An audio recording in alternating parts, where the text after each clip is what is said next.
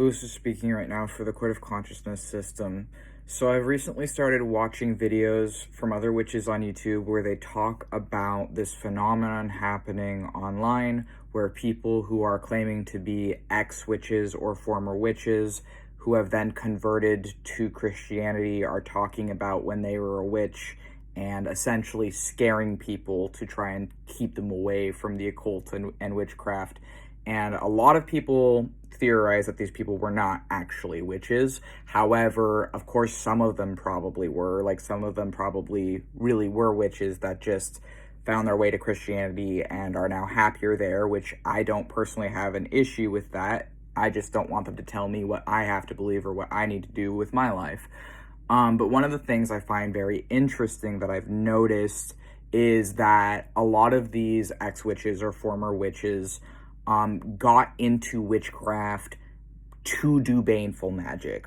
Or I've just noticed a somewhat disturbing trend that some of these former witches earlier in the reason, like what pulled them to witchcraft, why they were going to get into it, was for revenge against someone else. And I found that very interesting.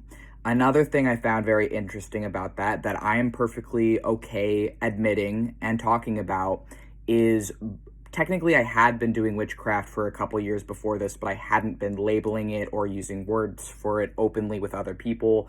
I didn't label my faith or my craft. I didn't choose the labels I would be living with until New Year's of 2023. And it would have been New Year's 2023 that I did my wizard's initiation ceremony. And I will say that from the years of maybe around like 2022 to sometime deep within 2023, I don't remember if it extended beyond that or not. I don't think it did, but I have chronic memory issues, so bear with me. I was in a cult. My system was in multiple cults. Some were online, tied to New Age. One of the other cult was an in-person cult that I was going to. And I'll also say that before I had solidly found witchcraft as my calling, I was going in person to churches because I didn't know what to believe. I just knew that I wasn't an atheist anymore, or that the foundation of my former atheism and former anti-theism had been shattered. It had been shattered because my first experience with, or my first conscious experience with like a spirit in the way of like summoning a spirit was me and my sister summoned a Jinni. We summoned a Jinni when I was 20, and at that time I was sort of like doing magic, but I was still kind of an atheist, and I was learning it from my sister. And when we summoned that Jinni, that was the day I became agnostic. That was the day that I no longer felt in any way any longer like attached to atheism or anti-theism. It was like the final straw, essentially, that snapped me out of that. And when I realized that I absolutely do believe in Jinn now, that raised a lot of questions for me. I will say, that being said, I am not Islamic, but because that was my first experience with like a spirit being in front of me, I have a lot of respect for Islamic occultism and like Sufism, I think it's called, and I have a lot of respect for Jinn because the first spirit that I knew was like with me was a Jinni. So that out of the way, when I did my wizard's initiation ceremony in 2023, was at a place in my life where I had just been disowned. So I was disowned September 16th, 2022. And I will say, at that time, and for pretty much the entirety of 2023 as well, I was very deep in a mindset of baneful magic, curses, hexes, wanting revenge, wanting violence upon the people who had tortured me, traumatized, and hurt me throughout my life. And I do find it interesting, as someone who was doing a lot of baneful magic for quite a long time there, like a year, that a lot of ex-witches were specifically witches who started doing like baneful magic and then regretted it and then turned to Christianity. I think that's really interesting. For me, I will also say that there were, even though for the most part, I don't have an issue actually with baneful magic as long as, well, I mean, I'm not even going to talk about my personal opinions there. I'll just say, suffice to say, I don't have a problem with baneful magic. But the only curse that ever backfired for me and ended up affecting me instead of the target, the only curse I ever sent out that actively backfired and went back on me instead was I think it would have been, yeah, I believe it would have been, again, I have memory issues, but I think it was the first curse that I ever did. And the first curse I ever did, I did on behalf of someone else. So at the time, I had this former friend who had been lying to me, but I did not know she was lying to me. This former friend told me that her sister had kidnapped her kids. This is what she told me. This is what I believed for the entirety of when I knew this person. After she had said that, she told me that her sister kidnapped her kids. She told me that her sister was this evil, narcissistic, abusive person to her. She told me all of these different things. And as someone who came from an abusive upbringing myself, who had just been disowned by the primary source of the trauma in my own life, who was a familial figure, I had no reason to distrust this person or to think that they would lie to me because they were a close friend of mine. And why would you lie to your close friend? So I didn't know that she was lying. That's not actually what happened. Her kids were never kidnapped. Her kids chose to estrange her because she had traumatized them.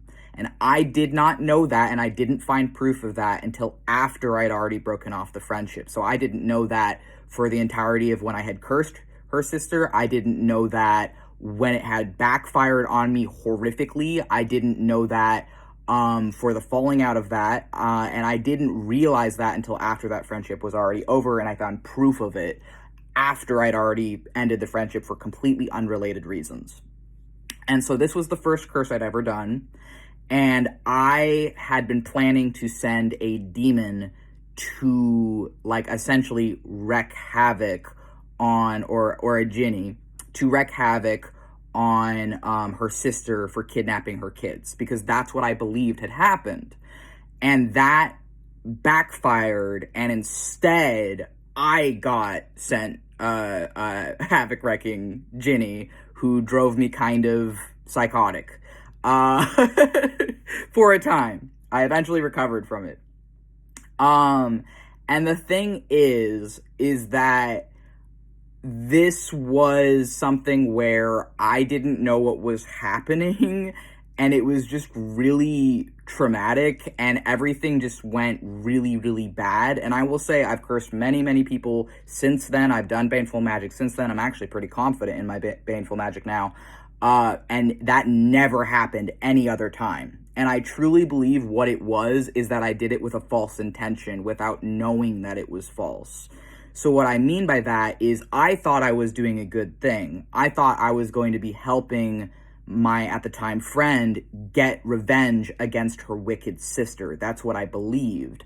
Now, what I understand that I actually tried to do is I tried to send a spirit to someone who was innocent, who was helping estranged kids to escape an abusive mother who was my friend. And because of that, instead of the Ginny going to wreak havoc on that other person, they chose to instead wreak havoc on me in a way that would be subtle, that I wouldn't detect until I was like really deep into it. And, you know, honestly, it's karmatic justice that it backfired, really. And it's a good thing it did, because I learned from it eventually and I grew stronger. But also, that was a harsh lesson. And I'm not surprised, actually, to learn that people who were doing magic and were doing baneful magic and it didn't go the way they wanted it to are the same people who then turn to Christianity. Like, that, honestly, for those ex-witches, does not surprise me. What I will say is that I'm actually very, very thankful to that spirit and to the lesson I learned, and that and I'm thankful that I essentially that curse backfired.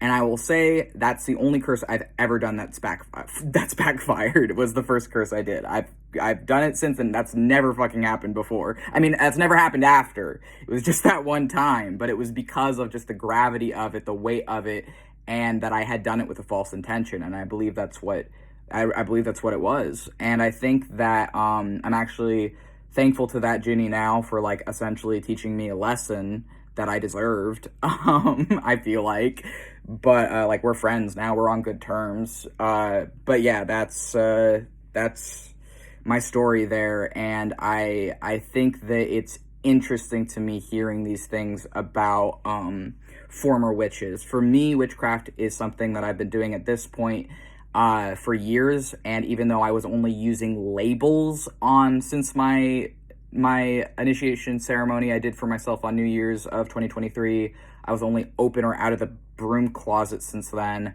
I have been practicing witchcraft for around 5 years, because I started when I was 20. That's when I met a Ginny with my sister in a summoning ritual, and I think that for me, I have found demonolatry and theistic Satanism and sorcery to be my calling. Chaos magic, specifically, as for sorcery.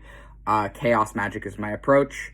I blend other things as well. Like, I use the Ars Goetia and some other things that come from more like Solomonic sorcery, but I don't bind or trap or do that kind of a thing to demons, because I think it's unethical. I wouldn't want to be treated that way personally, so I treat them how I would want to be treated, because I mean, it's just decency. But yeah, I think that's what I'll share on this for now.